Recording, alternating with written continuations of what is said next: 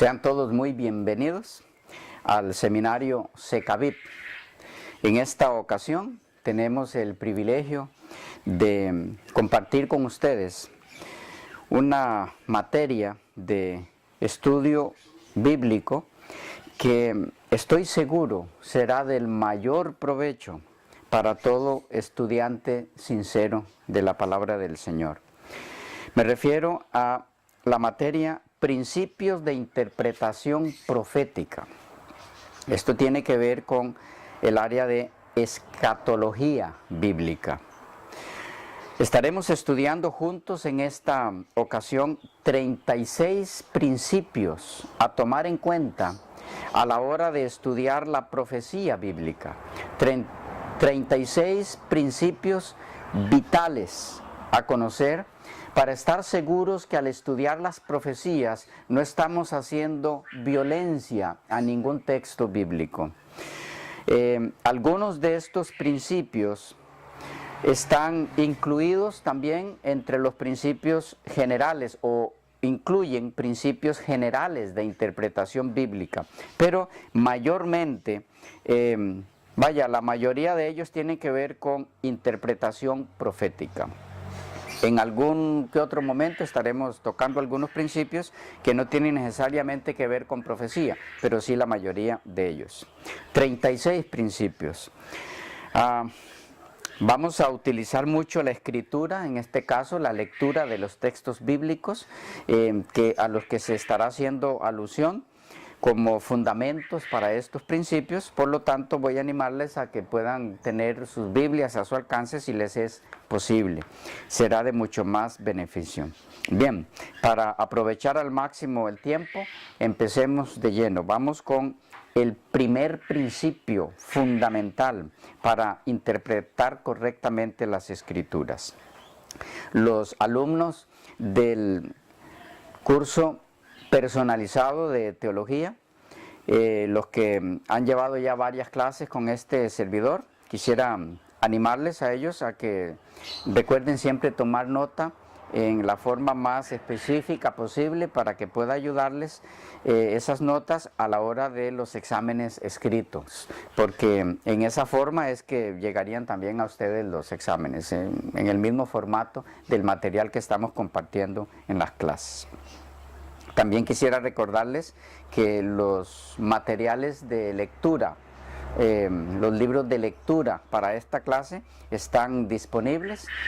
Aquellos que ya estén llevando esta materia, siéntanse libres para entonces solicitar ese material. Y los que no están inscritos en el curso teológico curso de formación teológica personal con este servidor, también siéntanse libres si gustarían tener material de lectura que pueda ampliar un poco lo que estaremos viendo acá. Con mucho gusto se los hacemos llegar, aunque usted no esté inscrito como alumno. Será un placer servirles.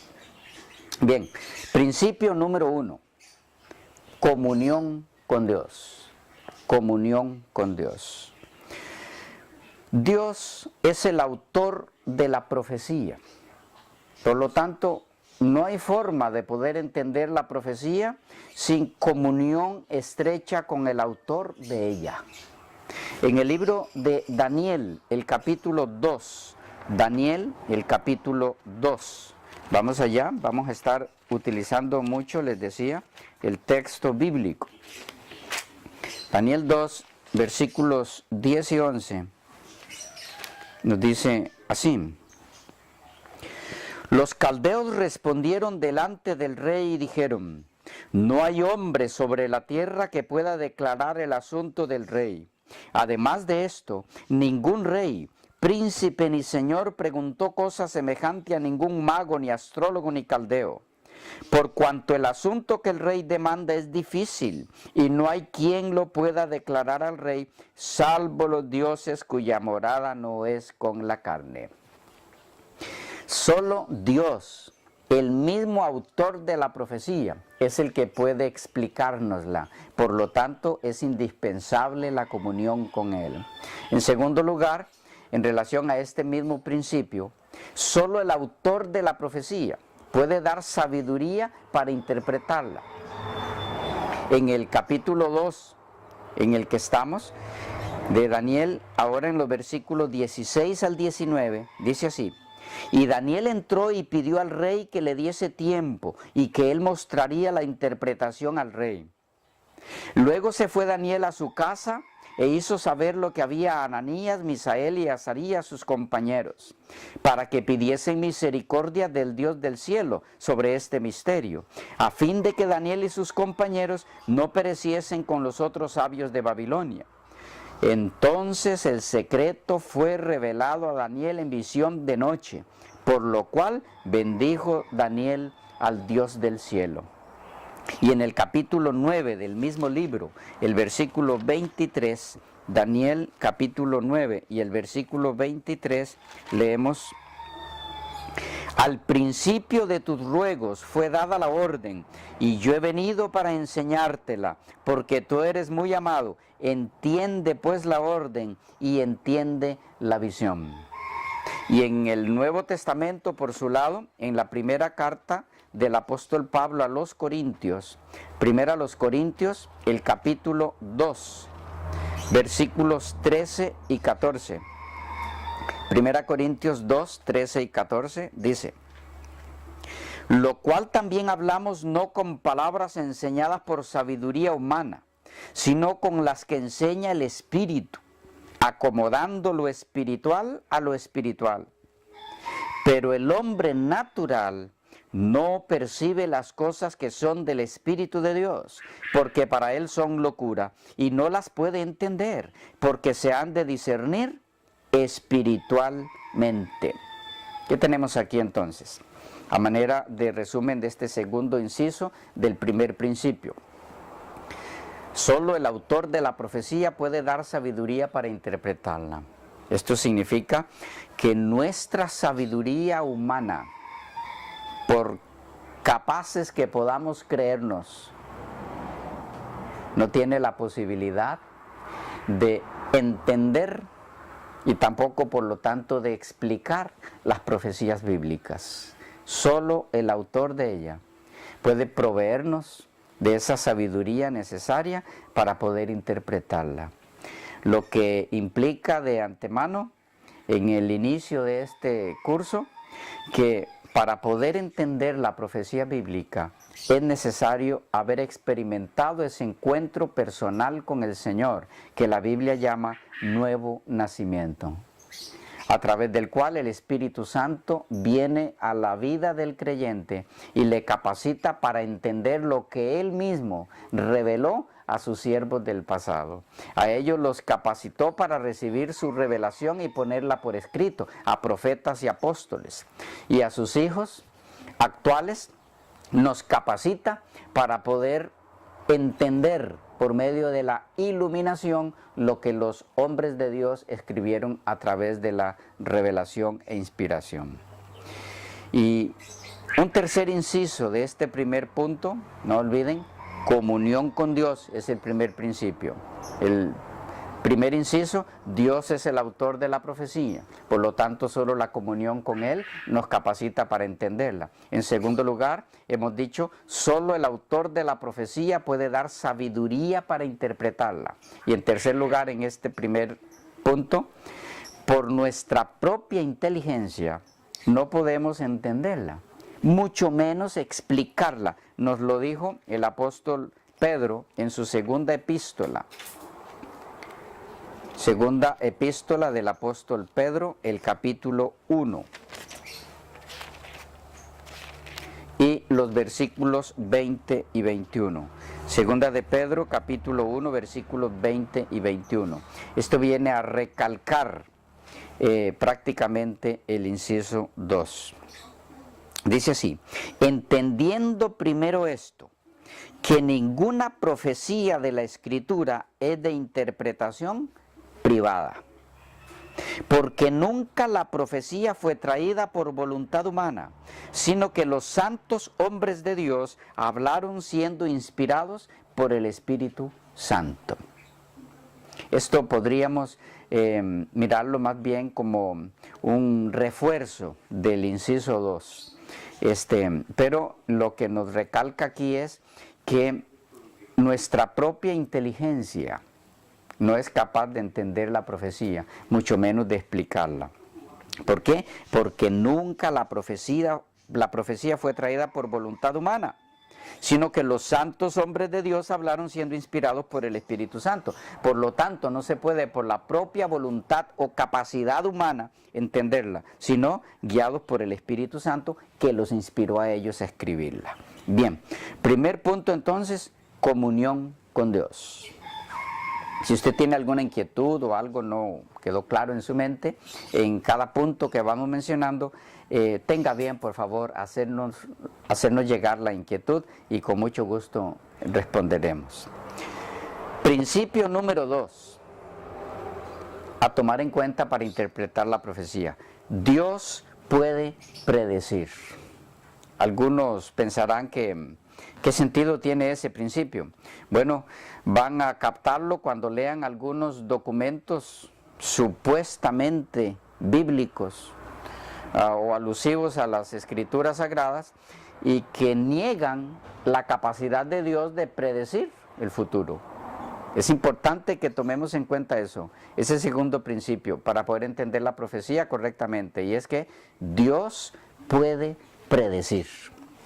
En el libro del profeta Isaías, en el capítulo 46, Isaías, el capítulo 46, los que nos están siguiendo con sus Biblias, los versículos 9 y 10 nos recalcan este principio. Dice así: acordaos de las cosas pasadas, está hablando el Yahweh del Antiguo Testamento, Jehová, Dios. Acordaos de las cosas pasadas desde los tiempos antiguos, porque yo soy Dios y no hay otro Dios y nada hay semejante a mí. Ahora noten lo que tiene que ver con nuestro segundo principio, que Dios puede predecir.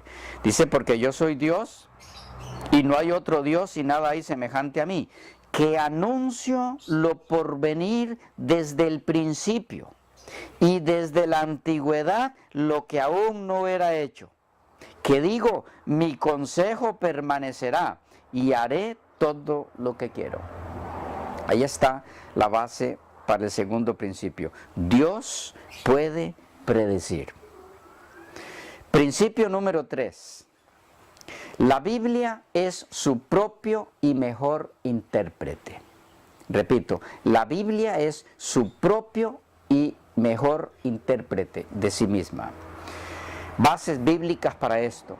Bueno, lo dijo Jesús en el Evangelio según Lucas.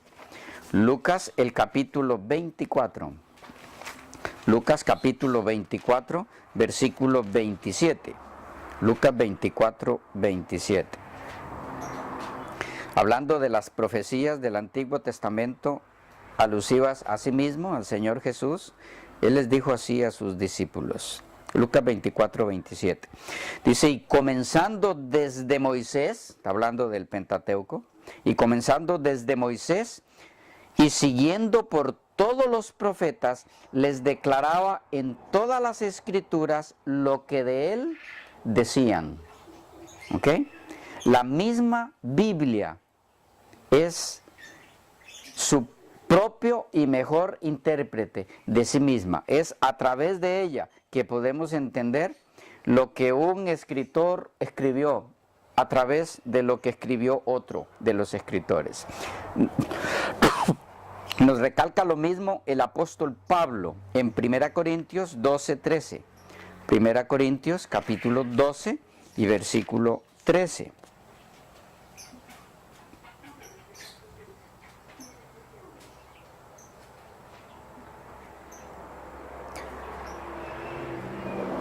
Dos 13, no 12, sino 2.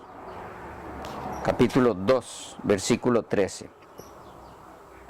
Dice, lo cual también hablamos, no con palabras enseñadas por sabiduría humana, sino con las que enseña el Espíritu, acomodando lo espiritual a lo espiritual. ¿Ok? Acomodando lo espiritual a lo espiritual. Y si vamos al capítulo 14 de la misma epístola.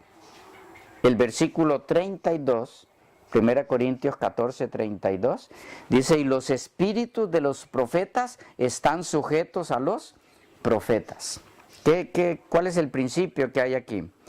Pablo está diciéndonos que el mismo espíritu que habló a Moisés es el mismo espíritu que habló a Juan, es el mismo espíritu que habló a Mateo, el mismo espíritu que inspiró a Jeremías, es el mismo espíritu que inspiró a Santiago a escribir su epístola. Por lo tanto, entre ellos mismos se explican a sí mismos. La Biblia es su propio y mejor intérprete, porque el espíritu de los profetas está sujeto a los profetas. No existe tal cosa como el Espíritu Santo revelando algo a uno de los profetas o de los apóstoles y luego revelando algo contrario a eso a otro de sus profetas, sino que la Biblia es su propio intérprete, porque siendo el mismo Espíritu el que habló a todos, tanto los del Antiguo como del Nuevo Testamento, entonces él mismo se encarga, repito, a través de uno de sus profetas, de explicar lo que otro de sus profetas o escritores inspirados ya escribieron anteriormente. Lo mismo encontramos por parte del apóstol Pedro en la segunda epístola, segunda de Pedro, el capítulo 1 y el versículo 21, que ya leímos, pero que en este caso nos vuelve a ayudar el texto en este segundo principio. Dice, porque nunca, segunda de Pedro 1:21, porque nunca la profecía fue traída por voluntad humana, sino que los santos hombres de Dios hablaron siendo inspirados por el Espíritu Santo. Tal vez nos sea de alguna ayuda una declaración de Elena de White al respecto del conflicto de los siglos, página 479. En la edición que yo lo tomé, que no anoté aquí cuál fue, quizá varíe de páginas en otras ediciones. Página 479, dice así: con el fin de sostener doctrinas erróneas o prácticas anticristianas, hay quienes toman pasajes de la Sagrada Escritura aisladas del contexto, no citan tal vez más que la mitad de un versículo para probar su idea, y dejan la segunda mitad que quizá hubiese probado todo lo contrario. Con la astucia de la serpiente se encastillan tras declaraciones sin hilación, entretejidas de manera que favorezcan sus deseos carnales. Es así como gran número de personas pervierten con propósito deliberado la palabra de Dios.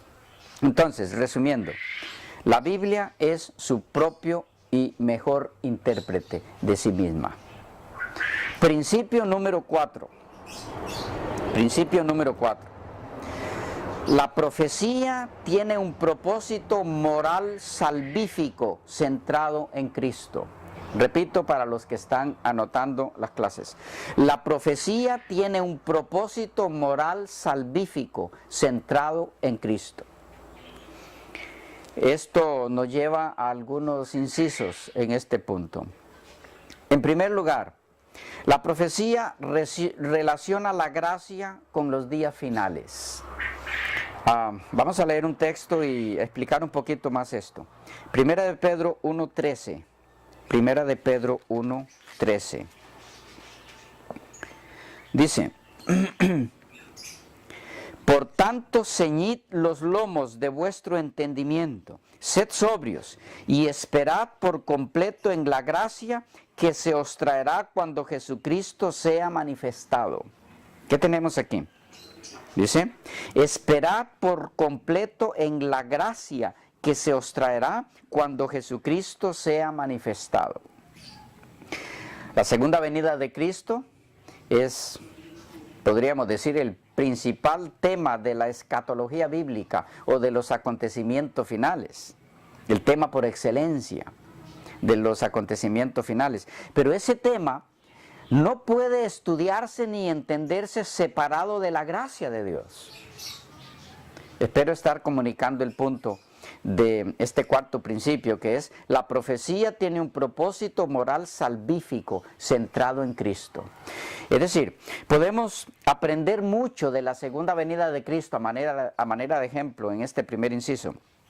de este cuarto principio. Podemos saber la forma en la que vendrá, escudriñar asiduamente eso. Muchas cosas sobre la segunda venida de Cristo y tenerlas según nosotros claras, pero a menos que relacionemos esos acontecimientos que estemos estudiando, esos acontecimientos finales, con la gracia de Dios, se nos va a complicar el entenderlos. Porque la profecía tiene un propósito moral salvífico, o que tiene que ver con la salvación, y con esa salvación que está centrada en Cristo. No podemos entender las profecías haciendo de lado en algún momento el plan de salvación. Tienen que ir juntas las dos cosas, la profecía y el plan de salvación, porque no hay profecía que no tenga que ver con el plan de salvación. Inciso 2 de este cuarto principio. La profecía tiene un propósito moral salvífico centrado en Cristo porque ella produce fe y esperanza. La profecía produce fe y esperanza, y estos dos elementos están ligados, son inseparables del plan de salvación. En 1 de Pedro 1, mismo capítulo, los versículos 17 al 21, 1 de Pedro 1, 17 al 21, leemos así: y si invocáis por Padre a aquel que sin acepción de personas juzga según la obra de cada uno, conducíos en temor todo el tiempo de vuestra peregrinación, sabiendo que fuisteis rescatados de vuestra vana manera de vivir, la cual recibisteis de vuestros padres, no con cosas corruptibles como oro o plata, sino con la sangre preciosa de Cristo, como de un cordero sin mancha y sin contaminación, ya destinado desde antes de la fundación del mundo, pero manifestado en los postreros tiempos por amor de vosotros, y mediante el cual creéis en Dios, quien le resucitó de los muertos y le ha dado gloria, para que vuestra fe y esperanza sean en Dios. Noten, la invitación del apóstol aquí es a que al invocar a nuestro Dios, que no hace acepción de personas, debemos recordar, para estar preparados para los acontecimientos finales, que fuimos rescatados de nuestra antigua manera de vivir. Si nosotros no tenemos en mente, como estudiantes de las profecías bíblicas, que fuimos rescatados de nuestra antigua manera de ser, es más, si ese rescate no se ha dado, el estudio de las profecías bíblicas no tendrá mucho sentido en nuestras vidas. Tienen que ir relacionadas las dos cosas, porque el haber sido rescatados de nuestra antigua manera de vivir por la sangre preciosa de Cristo nos produce, dice el texto, fe y esperanza para prepararnos para los acontecimientos finales que tenemos encima. Bien, tercer inciso de este cuarto principio, que dice que la profecía tiene un propósito moral salvífico centrado en Cristo. Y es que la profecía alienta al creyente a congregarse. Alienta al creyente a congregarse. En la epístola a los Hebreos, el capítulo 10 y el versículo 25, Hebreos, el capítulo 10, versículo 25, podemos leerlo y entonces vamos a entender un poquito mejor qué tiene que ver el congregarse con el estudio de las profecías. Hebreos capítulo 10 y el versículo 25. Dice así la palabra de Dios: no dejando de congregarnos, como algunos tienen por costumbre. Ahora noten la relación de uno con lo otro. Sino exhortándonos, y tanto más cuando veis que aquel día se acerca. No sé si logran captar por sí mismos la relación. El estudio de las profecías de los acontecimientos finales tiene que motivarnos a congregarnos, porque congregados como pueblo, estudiando juntos la palabra de Dios, es que nos animamos para prepararnos para esos días finales en los que estamos ya. Entonces, el estudio de la profecía nos alienta al creyente a congregarse. Por eso no debemos separar nunca el elemento profético o escatológico de la salvación en Cristo, porque podemos pensar que podemos dedicarnos a estudiar las profecías, pero si eso no nos motiva a buscar a otros para compartir con ellos las maravillas que vamos descubriendo, el beneficio no será el que Dios quiso en verdad, al estudiar las profecías o al darnos las profecías para estudiarlas. Por otro lado, un inciso cuarto de este cuarto principio a tomar en cuenta es que el estudio de la profecía motiva a la vida santa, a la vida piadosa, a la vida justa. De allí la relación entre la profecía y su propósito moral salvífico en Cristo. En Tito, el capítulo 2, los versículos 11 al 13, leemos así: porque la gracia de Dios se ha manifestado para salvación a todos los hombres, enseñándonos que, renunciando a la impiedad y a los deseos mundanos, vivamos en este siglo sobria, justa y piadosamente, aguardando la esperanza bienaventurada y la manifestación gloriosa de nuestro gran Dios y Salvador Jesucristo. ¿Notan? Otra vez. Esa gloriosa esperanza que aguardamos como cristianos, ¿a qué nos motiva? Dice que a renunciar a la impiedad y a los deseos mundanos que nos ofrece este mundo. Entonces, todo estudio de la profecía realmente productivo, para que así sea, tiene que estar relacionado con el plan de salvación. Si el estudio de profecías que estemos llevando a cabo en forma personal o grupal en algún lugar, en algún momento, nos motiva a una vida santa, piadosa y justa, entonces estamos enfocando la profecía en la línea correcta. ¿Por qué? Porque la profecía tiene un propósito moral salvífico centrado en Cristo. Y como un último inciso de este cuarto principio, de que la profecía tiene un propósito moral salvífico centrado en Cristo, tenemos el hecho de que el estudio de ella alienta al creyente a cumplir su misión evangelística. Si recordamos la orden de Jesús, o la indicación de Jesús más bien en el Evangelio según Mateo, el capítulo 24 y el versículo 14, que la mayoría sabemos de memoria, Mateo 24, 14. Noten la relación entre la gracia, el plan de salvación y los acontecimientos finales. ¿Y por qué deben siempre ir juntos? Mateo 24, 14. Y será predicado este evangelio del reino. Evangelio, buenas nuevas, plan de salvación. Y será predicado este evangelio del reino en todo el mundo, para testimonio a todas las naciones. Y entonces vendrá el fin. ¿Notan la relación, amigos queridos? Antes que venga el fin, tiene que ser presentado el evangelio.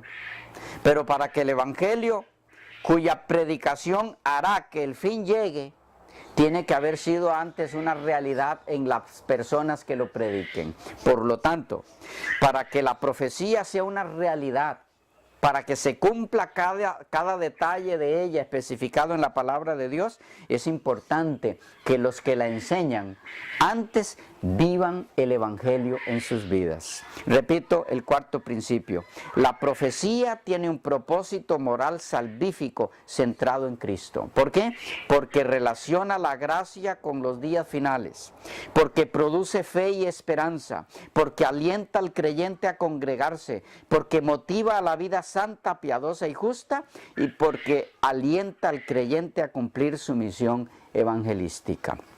Y esto nos lleva entonces a un quinto principio a tomar en cuenta en el estudio de las profecías. Quinto principio que estaremos viendo en la próxima sección, porque se nos fue la media hora acostumbrada para nuestras correspondientes secciones. Nos vemos en la próxima sección. Que Dios les bendiga mucho.